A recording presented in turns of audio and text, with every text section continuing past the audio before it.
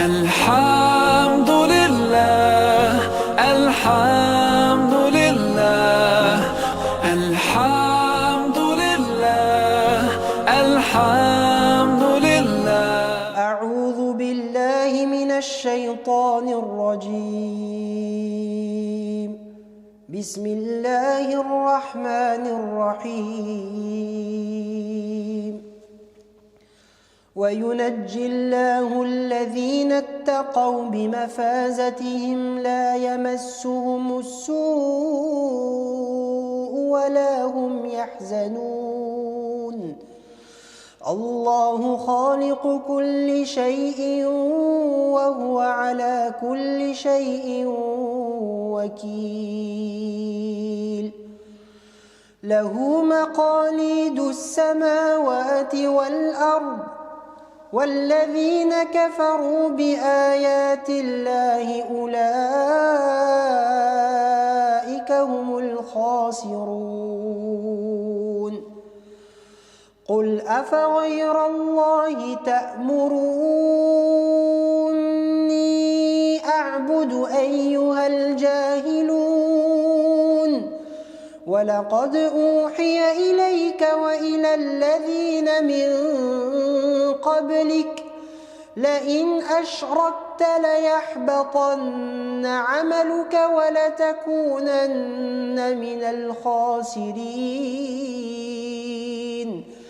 بل الله فاعبد وكن من الشاكرين. وما قدروا الله حق قدره والأرض جميعا قبضته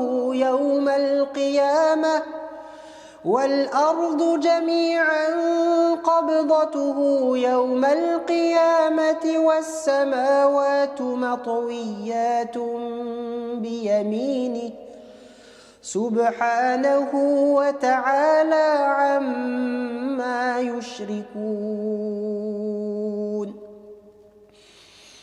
ونفخ في الصور فصعق من في السماوات ومن في الأرض إلا من شاء الله ثم نفخ فيه أخرى فإذا هم قيام ينظرون. وأشرقت الأرض بنور ربها ووضع الكتاب وجيء بالنبيين والشهداء وقضي بينهم بالحق وهم لا يظلمون. ووفيت كل نفس ما عملت وهو أعلم بما يفعلون. وسيق الذين كفروا إلى جهنم زمرا حتى إذا جاءوها فتحت أبوابها وقال لهم خزنتها ألم يأتكم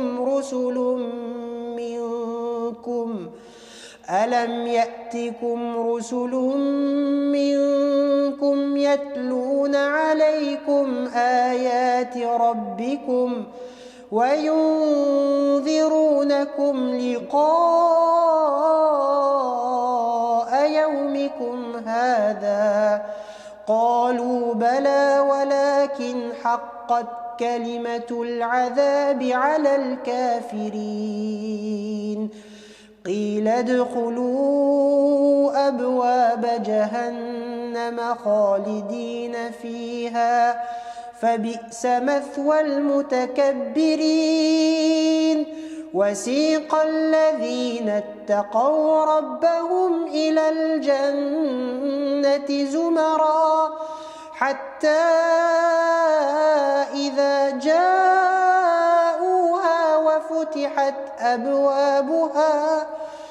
وفتحت أبوابها وقال لهم خزنتها سلام عليكم طبتم فادخلوها خالدين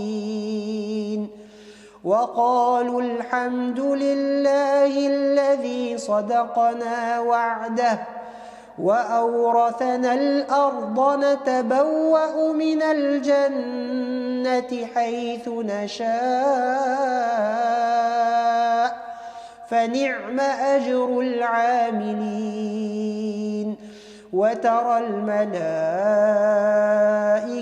حافين من حول العرش يسبحون بحمد ربهم وقضي بينهم بالحق وقيل الحمد لله رب العالمين.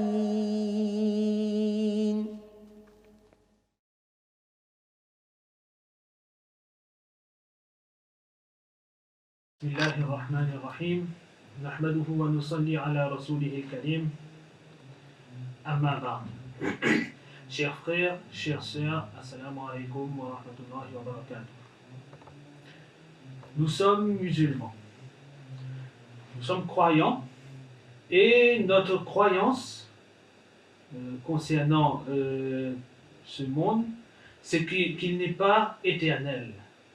Ce monde est amené à finir et nous serons un jour ressuscités pour rejoindre l'autre monde.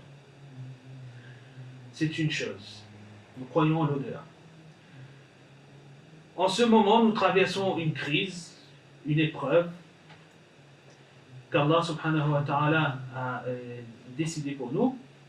Et notre force vis-à-vis de cette épreuve, c'est justement le fait que nous croyons en le destin. Nous savons que c'est Allah subhanahu wa ta'ala qui a décidé ainsi et que c'est lui donc qui a prédestiné les choses ainsi. Donc tout ce qui va arriver, ce n'est que par le décret d'Allah subhanahu wa ta'ala. Donc notre force, c'est cette foi. Lorsque dernièrement je revenais de la Umrah, alors il y a eu quelques perturbations au niveau des vols et les gens commençaient à s'impatienter. Alors il y avait des musulmans et des non-musulmans là où on attendait. Et à un moment donné, une personne se tourne vers moi, elle était agacée, je l'entendais se plaindre, et elle me dit « Comment vous faites pour rester calme dans une situation pareille ?» Alors je lui ai dit « C'est probablement la foi.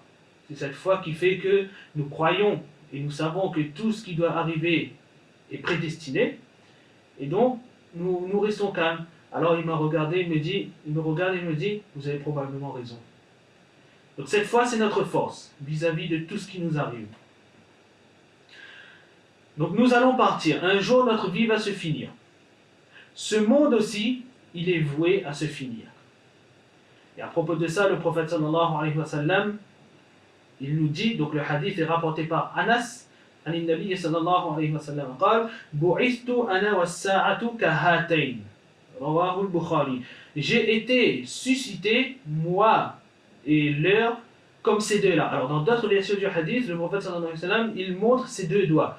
C'est pour vous dire, pour expliquer la proximité entre ce doigt et celui-là. Entre lui, le prophète sallallahu alayhi wa sallam, et la fin du monde, il n'y a que cette distance. Le prophète a dit, sallallahu alayhi wa sallam a dit cela.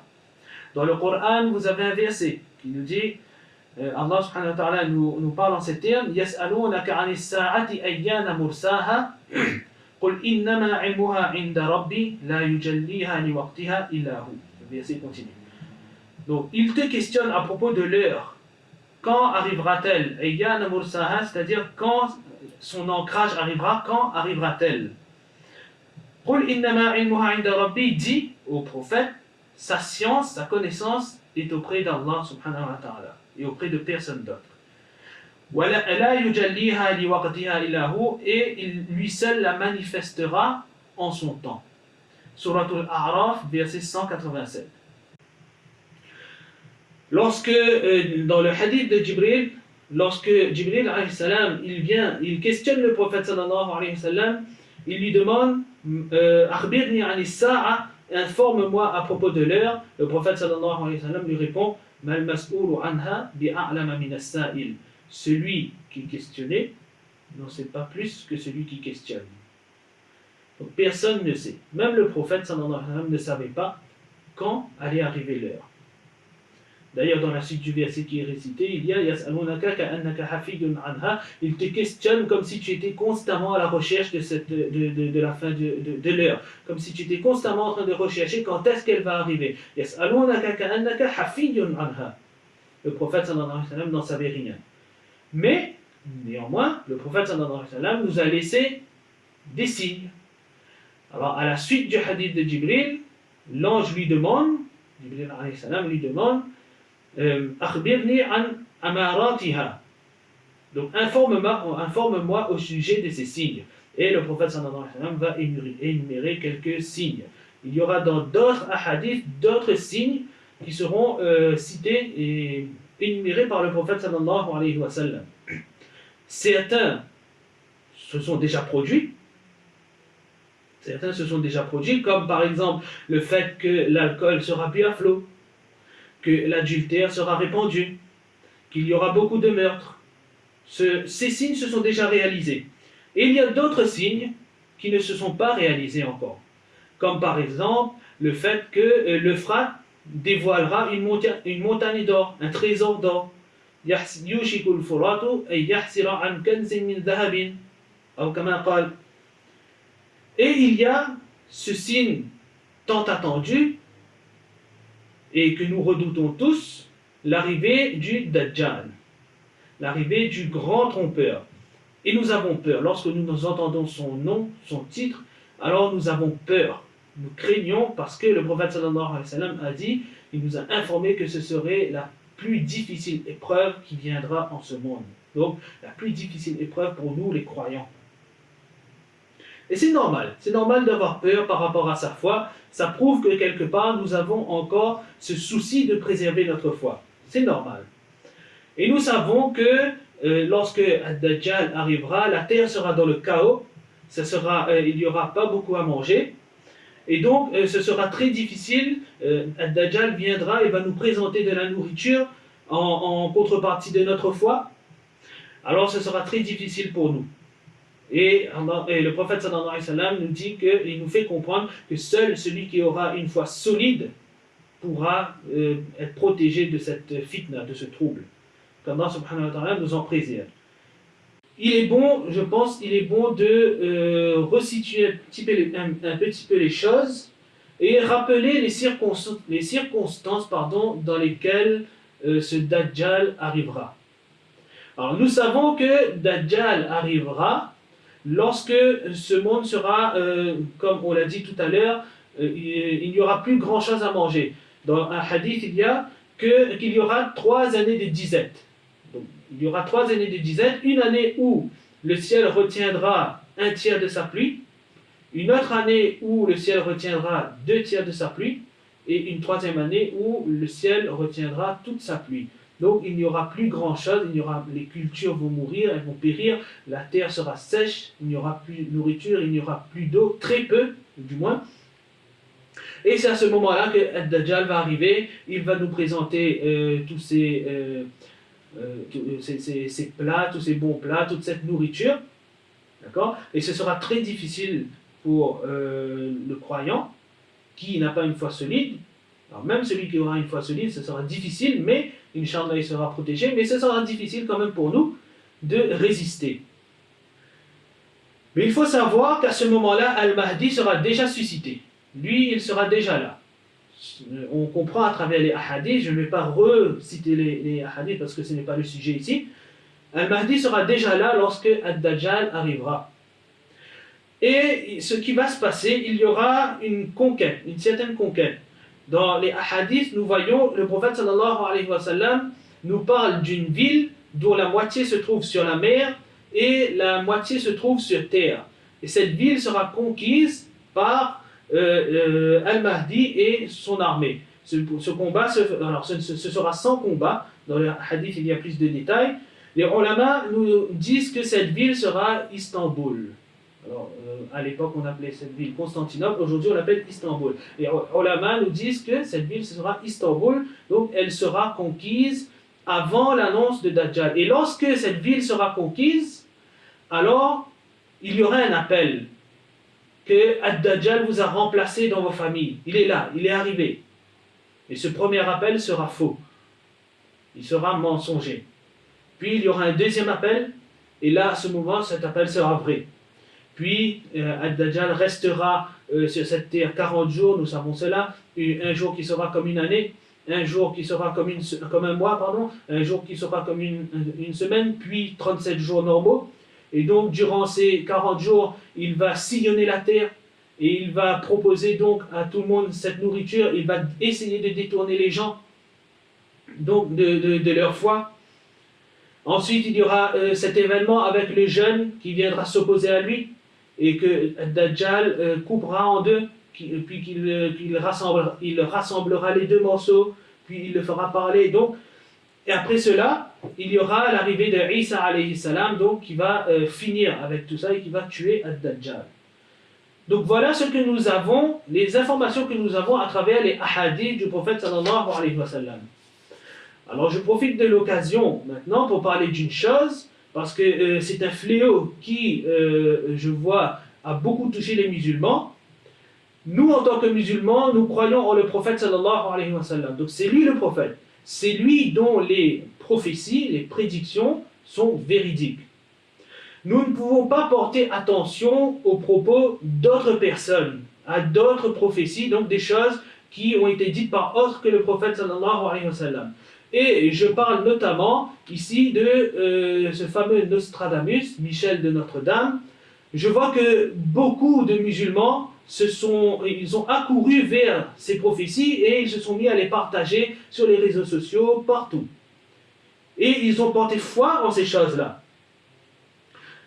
Il y en a qui ont partagé cette publication qui parle du coronavirus, comme quoi il l'aurait prédit. Alors, après quelques recherches, il s'avère que Nostradamus n'en a jamais parlé. Donc ce petit texte-là, comme quoi il y aura une reine, etc., c'est faux, il ne l'a jamais dit. Alors, il a écrit un livre qui s'appelle Prophétie. Et dans ce livre, il a fait beaucoup de prédictions. D'accord ? Il a fait des prédictions. Il faut savoir que Nostradamus était aussi un astrologue. Il n'était pas très aimé là où il était un astrologue. Et donc, il faisait des prédictions. Vous savez, l'astrologie, comme on va dire aujourd'hui l'horoscope, etc. Donc, c'est quelque chose qui est interdit en islam. Et à travers cela, il a fait ses prédictions. Certaines se sont avérées vraies. D'accord ? Et nous savons cela. Le prophète sallallahu alayhi wa sallam, il nous a déjà enseigné cela. Il nous a dit, alors le hadith est rapporté par Aïcha, Sa'ala unasun Rasulallah sallallahu alayhi wa sallam anil kuhan. Des gens ont questionné le prophète sallallahu alayhi wa sallam à propos des devins. Faqala lahum sallallahu alayhi wa sallam, le prophète sallallahu alayhi wa sallam leur a dit, Laysu bi shay, c'est rien du tout, faites pas attention à ça, c'est rien ça. Qalu ya Rasulallah, innahum yuhaddisuna bi shay, yuhaddisuna ahyanan ash-shay yakunu haqqan. Ils ont dit, les sahaba ont dit, Ya Rasulallah, parfois ils disent quelque chose, ils disent des choses qui s'avèrent vraies. Alors le prophète sallallahu alayhi wa sallam répond, Tilka al-kalimatu min al-jinni yakhtafuha al-jinniyu fayaqurruha fi udhuni waliyyihi qarra ad-dajaja fayakhlituna fiha akthar min mi'ati kadhba. Rapporté par Muslim. Telle est alors cette parole de vérité, là, cette chose de vrai qu'ils arrivent à déceler, le prophète sallallahu alayhi wa sallam dit, c'est la parole que le djinn donc, a écoutée, entre parenthèses, il a écouté aux cieux, il a l'extirper, puis il la dépose dans l'oreille de son allié, donc de son camarade.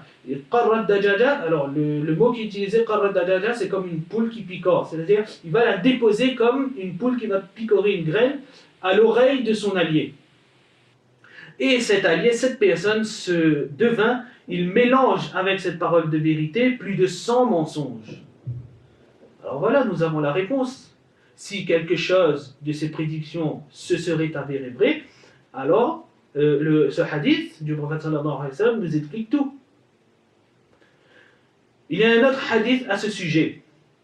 Le prophète sallallahu alayhi wa sallam nous dit, alors ce hadith est rapporté par Abu Huraira radiyallahu anhu, il nous dit قال لا تقوم الساعة حتى يبعث دجالون كذابون قريب من الثلاثين. L'heure ne se lèvera pas, n'arrivera pas tant que ne seront pas suscités des menteurs. Des menteurs, alors en arabe dajjaloun kadhaboun c'est une emphase, donc des grands menteurs, قريب من الثلاثين, proche des 30, c'est-à-dire il y aura une trentaine. كلهم يزعم أنه رسول الله. Tous vont prétendre qu'ils sont prophètes d'Allah, qu'ils sont envoyés d'Allah. Le hadith est rapporté par Muslim. Alors, Nostradamus, il a écrit un livre qui s'appelle Prophétie. Donc, je ne vais pas l'inculper de quoi que ce soit, mais je trouve que ce hadith, eh bien, il correspond bien à la situation. Et donc, croire en un autre que le prophète sallallahu alayhi wa sallam, ça constitue du kufr. Ça constitue de la mécréance. Croire en des prédictions que le prophète sallallahu alayhi wa sallam n'a pas fait, ça constitue un acte de mécréance. Donc il faut faire très attention. Ne tombons pas dans son piège. Si nous tombons dans le piège de ces prédictions, de ce Nostradamus ou n'importe qui d'autre, alors soyons prudents parce que nous ne sommes pas à l'abri. Si jamais Ad-Dajjal il devait arriver, alors sa fitna elle est encore plus grande, elle est encore plus difficile. Si nous tombons dans ce petit piège, le grand piège il sera encore plus... on tombera dedans très facilement. Qu'Allah nous en protège. Donc maintenant que nous avons recadré les choses, nous avons vu comment les choses se produiront, alors nous ne devons pas maintenant tomber dans ce qu'on appelle la paranoïa. Il ne faut pas tomber dans l'excès. Il ne faut pas avoir peur à tel point qu'on ne puisse plus agir. Alors déjà, il faut faire attention à toutes ces rumeurs qui courent. Alors on a parlé de Nostradamus, il y a d'autres rumeurs qui courent. Certains disent que l'enfant est déjà né, que Al-Mahdi serait déjà né, et donc ils ont peur, ils se préparent, ils ne savent pas quoi faire. D'autres disent encore que Ad-Dajjal serait un système et qu'il est déjà parmi nous. Alors, croire que Ad-Dajjal est un système va à l'encontre du ijma'. Les ulama, les Ahlus Sunnah wal Jama'a et les Salafus Salihin, les pieux prédécesseurs, n'ont jamais dit ça.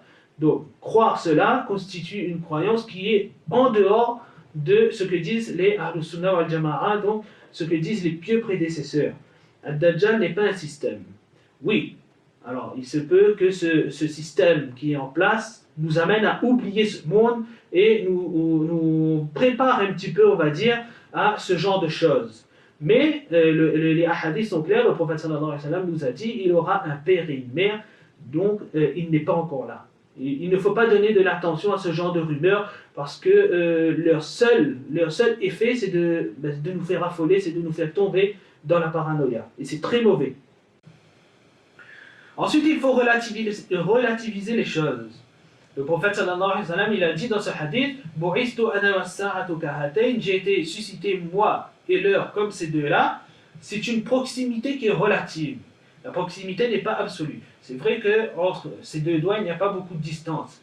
Mais le prophète sallallahu alayhi wa sallam, il dit cela en comparaison avec toutes les communautés depuis le début de l'humanité.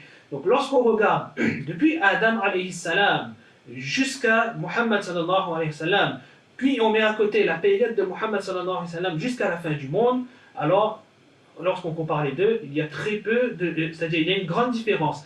Celle de la période depuis Adam jusqu'à Muhammad, elle est très longue, et la période depuis Muhammad jusqu'à la fin des temps, elle sera courte. Donc cette proximité, elle est très relative. Il faut savoir que plusieurs sahaba, lorsque le prophète sallallahu alayhi wa sallam, il parlait d'Ad-Dajjal, alors eux aussi ils étaient affolés, ils avaient peur. Il s'arrivait même que certains ou certaines ne trouvaient pas le sommeil. Et ils allaient voir le prophète sallallahu alayhi wa sallam, le prophète leur demandait pourquoi, qu'est-ce qui vous arrive? Alors il répondait, oui mais c'est parce qu'on se soucie du Dajjal, on a peur, s'il arrive, comment on va faire? Alors le prophète sallallahu alayhi wa sallam, il répondait en ce sens, yakhruj wa ana fikum, s'il sort alors que je suis parmi vous, alors c'est moi qui m'occuperai de lui, c'est moi qui va aller le pourchasser à votre place. Et si jamais il sort alors que je ne suis plus là, alors chacun sera, c'est-à-dire chacun pour soi, mais Wallahu khalifati ala kulli muslim, Allah est mon remplaçant concernant tout musulman. Donc, il nous apaise. Le prophète sallallahu alayhi wa sallam nous apaise. Lorsqu'il parle de Dajjal et que les sahaba ont été un peu affolés, alors le prophète sallallahu alayhi wa sallam les a apaisés tout de suite. Ne vous inquiétez pas, ce n'est pas la peine de tomber dans cette peur excessive qui fait que vous ne pouvez plus agir et que vous ne pensez qu'à ça. Donc le prophète, tout de suite, il a détourné l'esprit donc par rapport à ça. Et puis il nous a enseigné une chose. Il nous a enseigné que la fitna de Dajjal, on l'avait dit, ne touchera pas les gens qui ont une foi plutôt solide. Alors, ce hadith est rapporté par Qais qala li al-Mughira ibn Shu'ba. Donc, al-Mughira ibn Shu'ba, le sahabi, il rapporte à Qais, il dit Ma sa'ala ahadun al-Nabi sallallahu alayhi wa sallam an ad-Dajjal akthara ma sa'altuhu wa innahu qala li ما يضرك منه قلت لأنهم يقولون إن معه جبل خبز ونهر ماء قال وأهون على الله من ذلك. Alors, Al-Mughira ibn Shu'ba, il dit que personne n'a questionné le prophète sallallahu alayhi wa sallam comme moi je l'ai questionné. Et le prophète sallallahu alayhi wa sallam m'a dit qu'est-ce qui va te faire, quel mal il va pouvoir te faire, qu'est-ce qui te fait peur chez lui.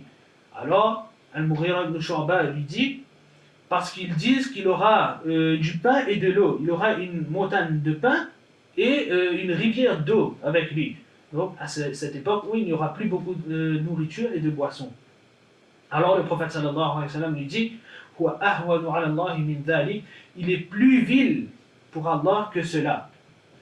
Alors ce que le prophète sallallahu alayhi wa sallam essaye de dire ici à ce sahabi, c'est que Ya Mughira, Allah subhanahu wa ta'ala ne laissera pas ce Dajjal tromper un homme comme toi parce que tu as une foi qui est solide. Quelqu'un qui a la foi comme toi ne se laissera pas avoir par ses stratagèmes et Allah te protégera comme cela.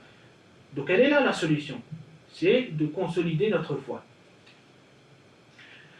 Par ailleurs, le prophète sallallahu alayhi wa sallam, plusieurs fois il a cherché à détourner l'esprit par rapport à cela.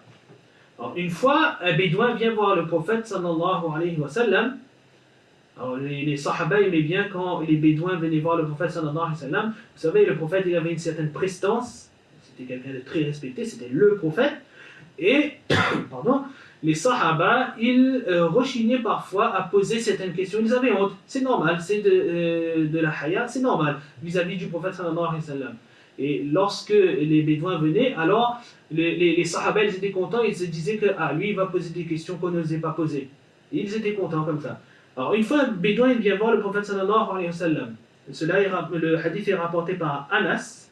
Donc, Anna Arabiyan qala li Rasulillahi sallallahu alayhi wa sallam. Alors ce Arabi, ce bédouin il arrive, il dit au prophète Mata sa'a, c'est quand l'heure? Quand est-ce qu'arrive l'heure? Alors vous voyez, il n'y a pas Ya Rasulallah, il n'y a pas de formule de respect. Mata sa'a. C'était comme ça, c'était le propre de ces bédouins. Alors le prophète sallallahu alayhi wa sallam, il répond sur le même tempo, mais il détourne l'esprit. Ma a'datta laha.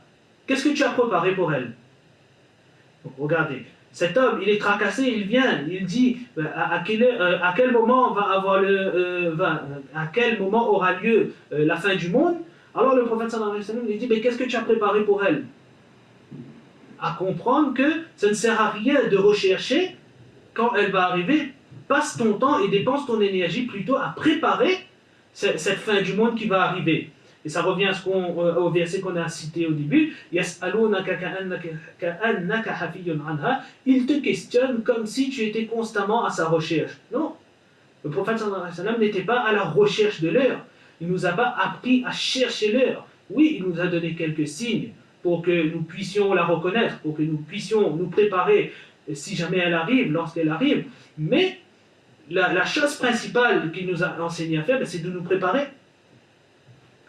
Et il faut savoir que dans d'autres hadiths, le prophète sallallahu alayhi wa sallam, il nous dit qu'il y a des choses qu'il craint pour nous plus que le Dajjal.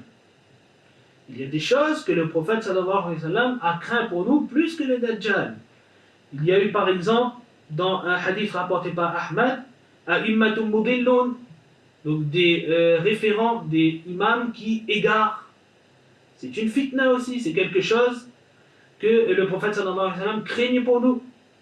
Il y a eu dans un autre hadith rapporté par Ibn Majah, Ash-shirkul khafi, yaqumu ar-rajulu yusalli, fayuzayyinu salatahu lima yara min nazari rajul.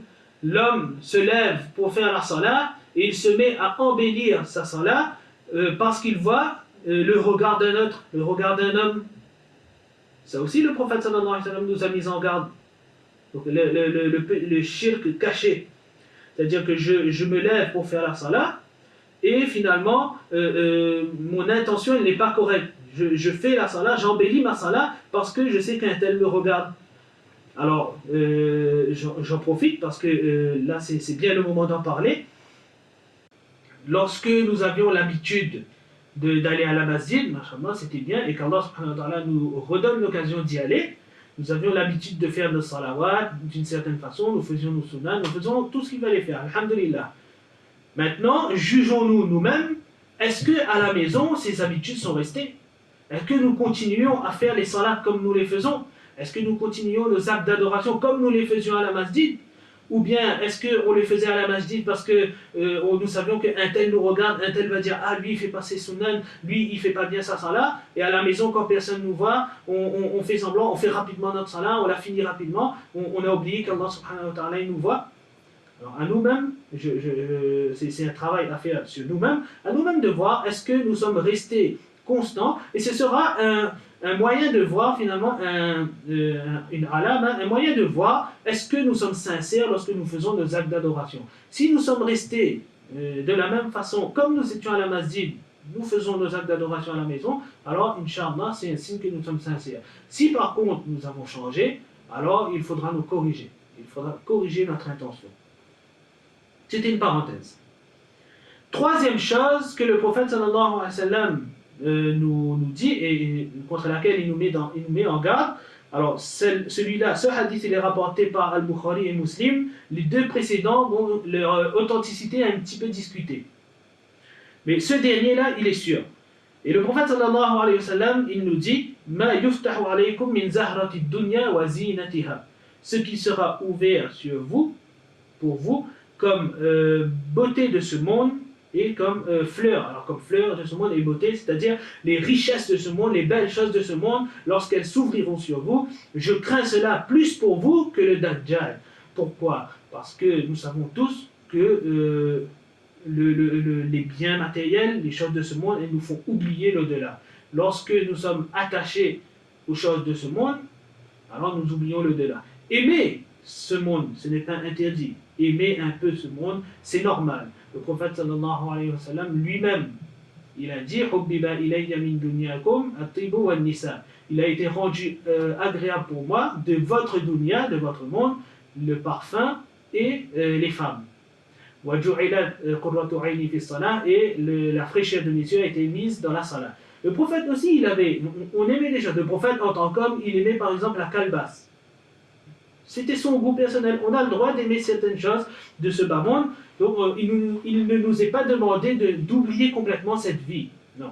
Mais c'est l'amour excessif, donc notamment lorsque les biens arrivent, lorsque l'argent, les moyens arrivent, et que cet amour excessif a tendance à prendre le dessus. Et alors, nous sommes prêts, par exemple, pour avoir ce dunya, à mentir, à tromper son prochain. Donc nous troquons notre akhira pour ce dunya. Il faut faire très attention. Le prophète sallallahu alayhi wa sallam nous a mis en garde, il craint cela plus pour nous que le Dajjal. Donc elle est là la solution, se préparer. Se préparer par rapport à tout ce qui a été dit et se préparer notamment spirituellement. Les ulama, ils ont une phrase, ils disent que Man mata faqad qamat qiyamatuhu. Celui qui meurt, son qiyama, son heure, sa fin du monde est déjà arrivée.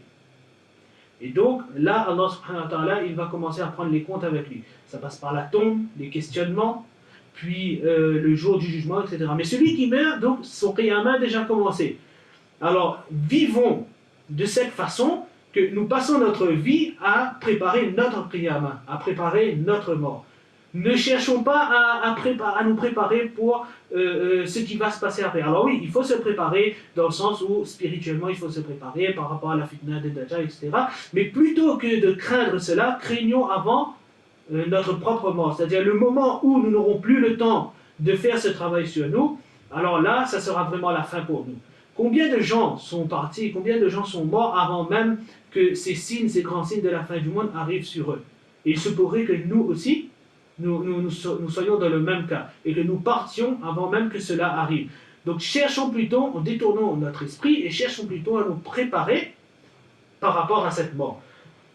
Alors se préparer sur tous les plans, se corriger, donc corriger nos actions. Est-ce que les actes d'adoration que je fais, alors ça revient à ce qu'on disait, est-ce qu'il y a la sincérité vis-à-vis d'Allah subhanahu wa ta'ala, ou est-ce que je l'ai fait pour faire plaisir aux gens, pour que les gens disent telle chose ou telle chose? Est-ce que ces actes que je fais sont conformes à ce que le prophète sallallahu alayhi wa sallam, à ce qu'Allah et son prophète nous ont enseigné? Donc, est-ce que je suis la sunna lorsque je fais telle ou telle action? Est-ce que je fais bien ma salat comme il le faut? Est-ce que je fais bien mon wudu comme il le faut? Ou est-ce que cette action que je fais, elle fait partie de l'islam ou pas? Tout ça fait partie des choses qu'on doit faire de notre préparation spirituelle. Et puis, cette action que je fais, est-ce que je la perfectionne ou pas? Est-ce que je suis... c'est-à-dire, est-ce que dans cette action, je fais tout ce qu'il faut, tout ce que le prophète sallallahu alayhi wa sallam m'a enseigné? Est-ce que je fais ma salat tranquillement? Est-ce que je ne vais pas trop vite? Est-ce que je lis bien distinctement? Tout ça, ça fait partie de la préparation. Après, il y a le fait de nous corriger, de corriger notre pensée. On a dit les actions, maintenant corriger notre pensée, notre façon de voir les choses, de recadrer notre pensée, faire en sorte qu'elle soit conforme à ce que le prophète sallallahu alayhi wa sallam nous a enseigné, conforme à ce qu'Allah subhanahu wa ta'ala lui-même nous enseigne dans le Coran. Est-ce que ma façon de voir les choses, elle est bonne ou elle n'est pas bonne? Alors, concernant cela, on entend par exemple beaucoup de gens dire Allah subhanahu wa ta'ala, il a interdit, par exemple, l'intérêt dans le Coran. Et on entend parfois des gens dire, ouais, mais ils cherchent des excuses. On cherche des excuses, on dit, ouais, mais il n'a pas interdit ça pour ça, oui, mais c'est pas ça qu'il a interdit, il a interdit autre chose. Allah subhanahu wa ta'ala a dit, wa ahallallahu al-bay'a wa harrama al-riba. C'est tout. Il a autorisé le commerce, il a rendu interdit le riba. Alors, on n'a pas à chercher d'excuses. Si Allah a interdit, il a interdit, c'est tout. Donc, recadrer notre pensée de cette manière. Un autre exemple que je donne souvent, nous avons tous, lorsque nous étions jeunes, appris cette petite expression qui va à la chasse perd sa place. Qui veut dire que lorsque je me lève de ma place, si quelqu'un arrive, alors il peut prendre ma place parce que j'aurais pas dû m'en aller. Le prophète sallallahu alayhi wa sallam, lui, nous enseigne, lorsque quelqu'un se lève, qu'il s'en va, donc une personne s'en va d'une assemblée, man qama min majlisihi, thumma raja'a ilayhi, puis il revient, fahuwa ahaqqu bihi.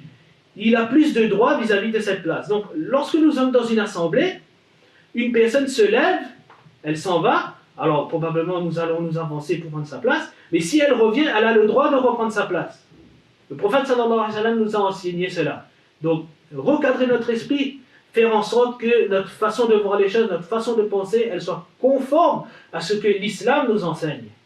Et donc se débarrasser, ou plutôt mettre au deuxième plan nos petites habitudes, nos désirs, notre culture, notre façon de voir les choses à nous. Donc toujours mettre au-dessus le Coran et les hadiths.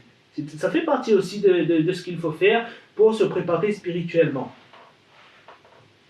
Ensuite, il y a le fait de redoubler d'actions, de faire beaucoup de bonnes actions.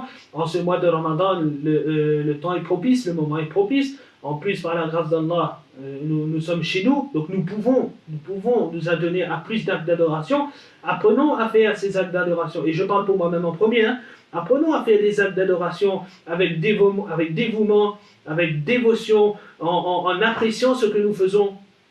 Je me souviens de mon professeur qui disait que comment on va pouvoir résister, comment on va pouvoir survivre, au temps de Dajjal avec un subhanallah, si durant ce temps qu'on a là, on n'a jamais pu apprécier la saveur de subhanallah.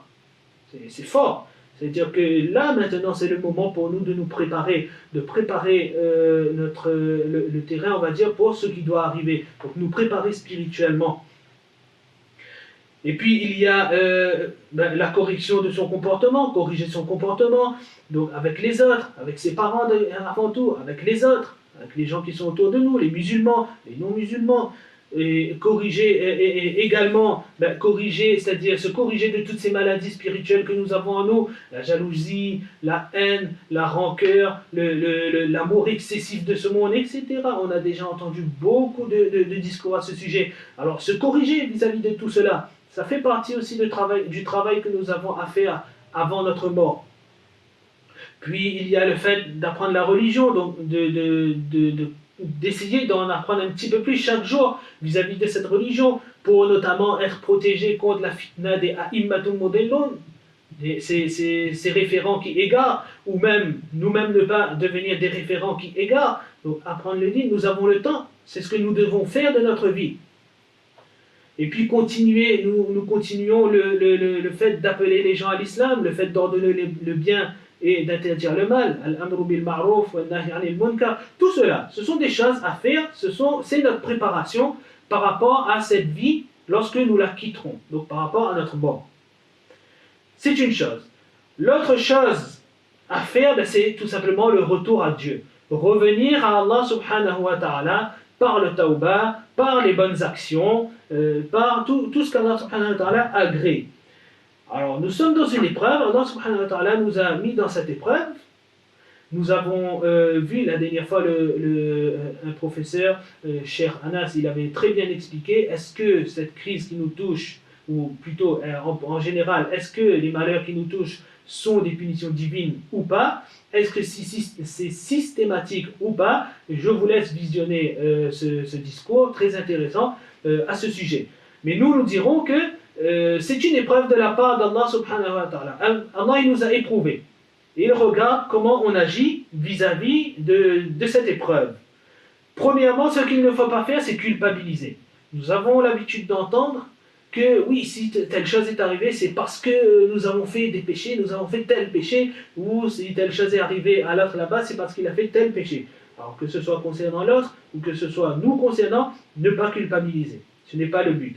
Alors oui, se remettre en question. Se remettre en question, peut-être que je ne suis pas parfait dans mon adoration vis-à-vis d'Allah, je désobéis à Allah subhanahu wa ta'ala, alors je dois me corriger, je fais mon retour vers Allah subhanahu wa ta'ala. Ça, c'est normal. Ne pas culpabiliser, mais faire son retour vers Allah subhanahu wa ta'ala. Le prophète sallallahu alayhi wa sallam, lorsqu'il y avait quelque chose d'étonnant, lui aussi il avait peur. Lorsque il y a eu l'éclipse, alors le prophète sallallahu alayhi wa sallam, il s'est réfugié dans la salat. Et les gens aussi se sont mis à faire la salat. Donc on avait peur, on s'est retourné vers Allah subhanahu wa ta'ala. Le prophète sallallahu alayhi wa sallam, dans un hadith, il y a que kana ida hazabahu amrun fazi'a ila salah. Lorsque quelque chose le tracassait, il se réfugiait dans la salat. Donc le retour vers Allah subhanahu wa ta'ala, en toutes circonstances, il faut le faire. Ne pas culpabiliser, mais revenir à Allah subhanahu wa ta'ala, faire tawbah vis-à-vis de nos actions, et puis bien sûr, demander à Allah de nous protéger, faire les doigts. Il y a des doigts qui ont été enseignés par le prophète lui-même, il y a les doigts que nous pouvons faire avec nos propres mots, demandant à Allah subhanahu wa ta'ala de nous protéger, et d'éradiquer ce mal de la surface de la terre. Et puis, dernièrement, ce qui serait bon de dire, c'est que il ne faut pas, comme on dit, il ne faut pas voir le verre à moitié vide. Il faut le voir plutôt à moitié plein. Et il faut voir cette crise, alors malgré les nombreux morts qui sont à déplorer, et c'est quelque chose qui nous touche, qui nous fait mal, qu'Allah subhanahu wa ta'ala nous aide et nous protège. Beaucoup de personnes sont mortes et d'autres sont malades à cause de cela. Mais de l'autre côté, il y a eu des conséquences positives aussi. Nous avons vu, nous avons probablement suivi à la télé ou sur les informations qu'il y a moins de pollution.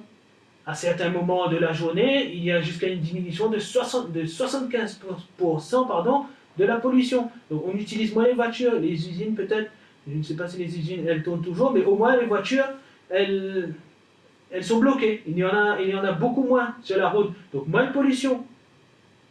Par rapport à la couche d'ozone, c'est bénéfique, la nature reprend ses droits. la nature reprend ses droits, pardon, la terre refait ses ressources, donc ces ressources que l'homme est en train d'épuiser à cause de sa grande consommation, sa consommation excessive, ces ressources que nous sommes en train d'épuiser, alors là, la terre, elle a eu un peu de temps pour refaire, pour renouveler un petit peu ses ressources. Donc c'est quelque chose qui est positif. Et puis nous avons changé nos habitudes, nous avons appris à moins consommer, nous avons appris à mieux consommer. Pendant ces quelques jours, c'était fini les fast-foods, et toute cette malbouffe, cette nourriture qui nous fait du mal. Nous avons pris l'habitude de manger des choses saines, de manger des choses à la maison. Donc ce sont des bonnes habitudes que nous avons prises. Il y a eu par rapport à cette crise un élan de solidarité, les gens se sont levés pour aider leurs prochains. Pardon, ils se sont levés, les associations, ou même les particuliers, tout le monde s'est mobilisé pour aider ces gens donc, qui sont dans la difficulté. C'est quelque chose de bien et ça fait partie des principes de l'islam aussi. Donc il y a eu du bien, il y a eu aussi du bien derrière cette crise. Allah subhanahu wa ta'ala, derrière toute chose qu'il fait, derrière tout mal, il y a un bien. Ça c'est une croyance sur laquelle nous devons être fermes. Derrière tout mal, il y a un bien. Et la sagesse d'Allah subhanahu wa ta'ala, elle cerne tout ça. Allah il cerne tout ça par sa sagesse. Nous parfois nous ne le voyons pas, parfois nous le voyons. Parfois Allah subhanahu wa ta'ala nous fait découvrir un petit peu donc, les sagesses pour lesquelles il a fait telle ou telle chose. Et là nous voyons que certaines choses, donc, elles sont positives, il n'y a pas que du négatif. Et même certains auteurs voient cette crise comme un certain renouveau. On va repartir sur de nouvelles bases, donc le monde va s'organiser peut-être différemment. Donc il faut positiver, il ne faut pas être négatif. L'islam n'a pas la place pour la négativité. Et encore une fois, je parle pour moi-même en premier, je parle pour tout le monde. L'islam n'a pas de place pour la négativité. Il faut être positif. Ce qui arrive, peut-être qu'en apparence c'est mal, ça nous fait du mal et on déplore encore une fois tous ceux qui sont touchés par cela. Mais de l'autre côté, il y a eu du bien. Allah subhanahu wa ta'ala, il a voulu qu'il y ait un certain renouveau, Inch'Allah, à travers cela dans ce monde. Donc nous avons vu, c'est pas la peine de s'affoler, la vie continue, peut-être qu'il y a une crise, peut-être que nous sommes en crise, mais nous continuons à vivre. Allah subhanahu wa ta'ala ne nous demande pas de vivre avec cette pression quotidienne où on a peur, on ne sait plus quoi faire, non. Il nous demande de vivre sereinement en gardant à l'esprit que demain nous devons retourner à lui, d'accord, retourner à lui, et donc nous devons faire nos actions, nous devons améliorer toutes nos actions, nous devons nous corriger par rapport à cela et nous préparer donc demain à la rencontre que nous devrons avoir avec Allah subhanahu wa ta'ala. Qu'Allah subhanahu wa ta'ala nous donne le tawfiq de comprendre cela, qu'Allah subhanahu wa ta'ala nous libère de cette crise, de ce virus, qu'il éradique ce virus de la surface de la terre et qu'il protège chacun d'entre nous, qu'il fasse que nous soyons capables de nous remettre en question, d'avancer vers lui et de quitter ce monde avec la ilaha illallah wa akhiru da'wana alhamdulillahi rabbil alamin.